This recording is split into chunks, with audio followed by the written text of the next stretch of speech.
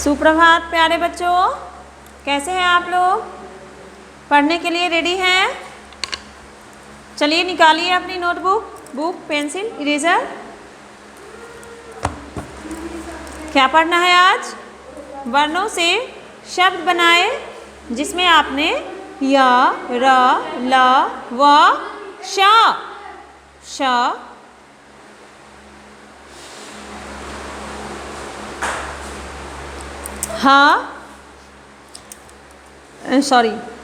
य, र, ल, व, श, स इन वर्णों से शब्द बनाया, इसके बारे में पढ़ा। आज हम ह वर्ण से पढ़ेंगे। देखिए क्या होता है ह वर्ण से। य, र, ल, व, श, स और आज हम पढ़ेंगे ह से। तो ह से क्या क्या होता है बच्चों? ह से हंस। देखिए, ह से हंस। ह से हथौड़ा।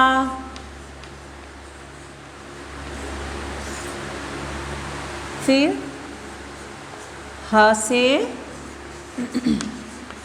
हवन। ह से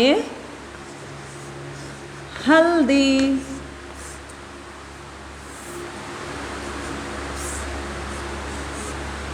ठीक है बच्चों, ह से क्या क्या होता है? ह से हंस, ह से हथौड़ा, ह से हवन, ह से हल्दी। देखा आपने? फिर से पढ़िए। ह से हंस, ह से हथौड़ा, ह से हवन, ह से हल्दी। अब हथौड़ा, ह से हंस के बारे में जानिए। ह से हंस पानी में रहता, शांति से धारा में बहता। हंस को देखते होंगे, पानी में रहता है अक्सर ज़्यादातर, और वो क्या करता है? चुपचाप शांत होकर पानी में तैरते चलता है, चुपचाप चलते रहता है, कोई शोर नहीं करता है, बिल्कुल शांत मुद्रा में वो पानी में चलते रहता है। इसी को क्या बोलते हैं हम? हंस, पक्षी है ये। फिर ह से हथौड़ा। क्या होता है हथौड़ा? एक ये है जिससे हम किसी काम में उपयोग करते हैं,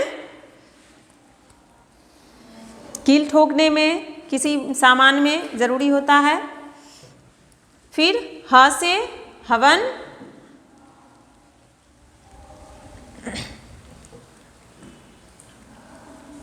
ह से हवन जिसे हम यज्ञ बोलते हैं। फिर ह से हल्दी, जिसका हम खाने में उपयोग करते हैं, दवा में भी उपयोग करते हैं। हल्दी हमारे स्वास्थ्य के लिए बहुत ही ज़रूरी है। हम बिना हल्दी के खाना नहीं खा सकते हैं, सब्जी में हल्दी डालना बहुत ही ज़रूरी है। तो इस तरह से आपने ह से हंस, हथौड़ा, हवन और हल्दी के बारे में जाना। और अब हंस के बारे में और भी ज़्यादा जानने की ज़रूरत है। तो आइए, क्या क्या होता है? हंस की लंबी चोंच उसे मछली पकड़ने में सहायता करती है। हंस क्या करती है? पानी में मछली पकड़ने में मछली पकड़ती है। उसकी जो चोंच होती है वो लंबी होती है, जिसकी सहायता से वो मछली पकड़ती है और खाती है। चलिए, पहला है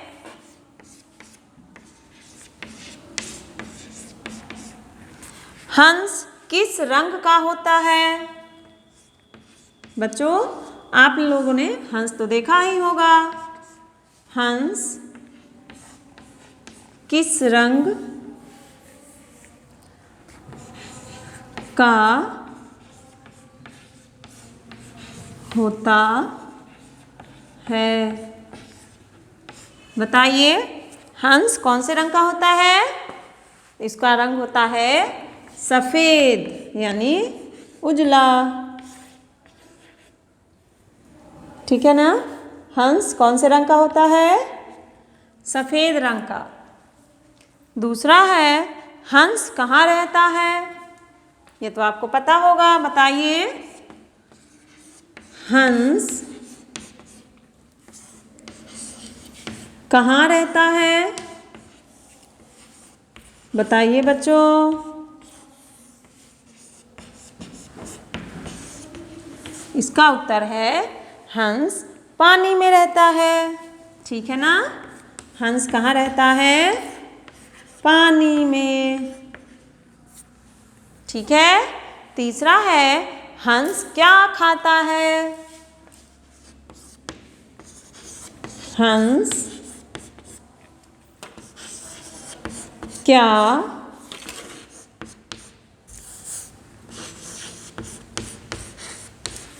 खाता है?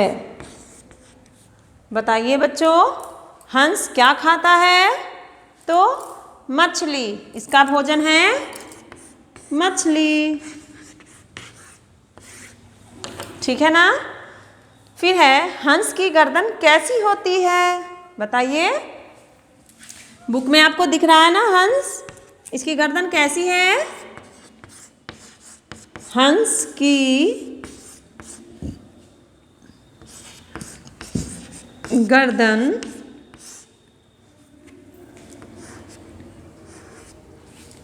कैसी होती है? ठीक है। हंस की गर्दन कैसी होती है? तो आपको बुक में दिख रहा है लंबी। ठीक है। हंस की गर्दन जो होती है वो लंबी होती है।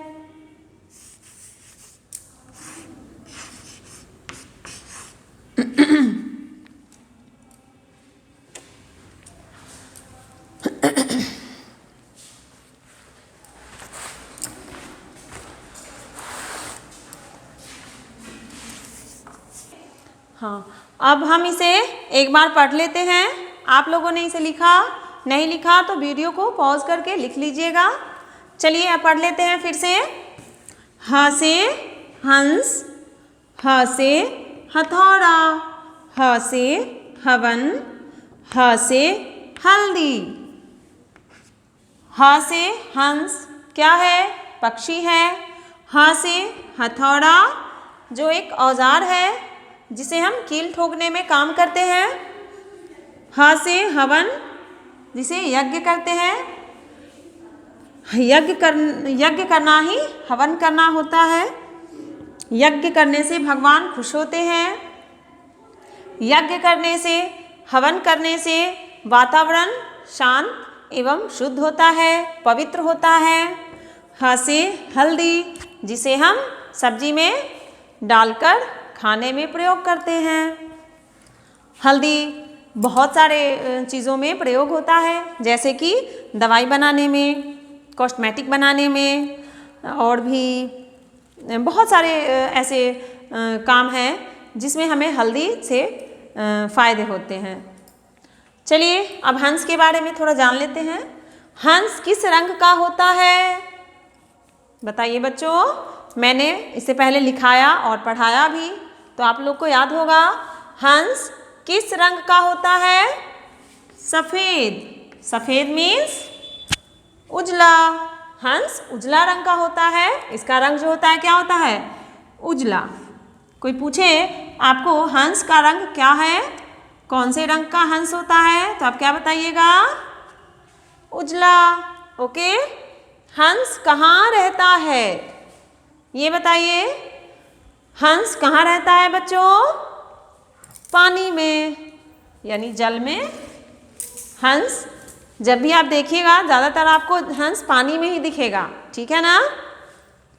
हंस क्या खाता है? ये बताइए। हंस का भोजन क्या है बच्चों? मछली। हंस क्या खाती है? खाता है मछली।